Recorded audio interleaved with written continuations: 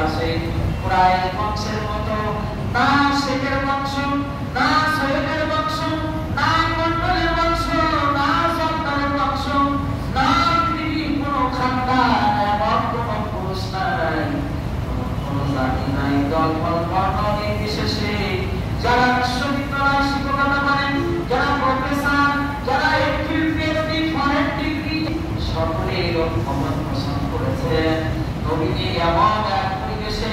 এমন এক জাতিতে এমন এক বংশে জন্মগ্রহণ করেছিলেন সেই বংশের নাম আল্লাহ রাব্বুল আলামিন কুরআনুল কারীমের মধ্যে একটি সূরা জাতির করে গোটা বিশ্ববাসীর মানুষকে জানিয়েছেন সেই সূরার নাম হলো সূরা আল কুরাইশ লিলাফিল কুরাইশি ইলাফিহিম ইয়াতালাকা সিতাই ওয়াসফাইহিম ফালইয়াবুদু রাব্ব হাযাল বাইত আল্লাহু আকবার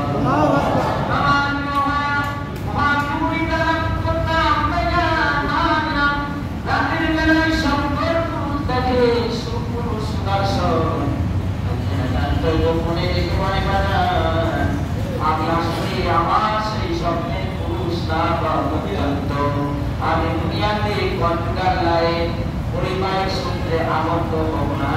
বিবাহ সূত্রে আবদ্ধ হব না তিনি আমাকে স্বপ্ন দেখায় বলেন সুবহানাল্লাহ ও আমি বলে জিজ্ঞেস করলেন মা সেই পুষে সন্তান আমি পাবো কি করে তারা জানতেন ইনজিল চারটে সবচেয়ে বড় কিতাব আসমানি কিতাব এর মধ্যে সবচেয়ে শ্রেষ্ঠতম কিতাব হলো কোরআন কারীমের অংশ বিশেষ বিশ্বনবীর আগমনের অনেক ভবিষ্যৎবাণী দেওয়া আছে আপনারা যদি ইনজিল শরীফ পড়েন আপনারা যদি তাওরাত শরীফ পড়েন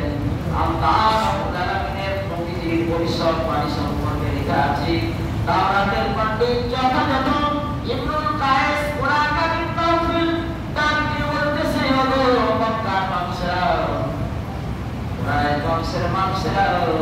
মুহাম্মদের নিদর্শনের কথা শুনে পড়ে গেল সেই মানুষটা সিরিয়ার দেশে ব্যবসা করে কপালের এক পাশ দিয়ে খুব চমকায় আবার বাম পাশ দিয়ে বিজলির মতো চলে যায় বলেন সুবহানাল্লাহ তোরা দেখে যা আমি নামায়ের কোলে তোরা দেখে যা আমি নামায়ের কোলে কত পূর্ণিমারো সে তো চাঁদ দোলে উষার কোলে রাঙা রবি দোলে তোরা দেখে যা বলে তোরা দেখে যা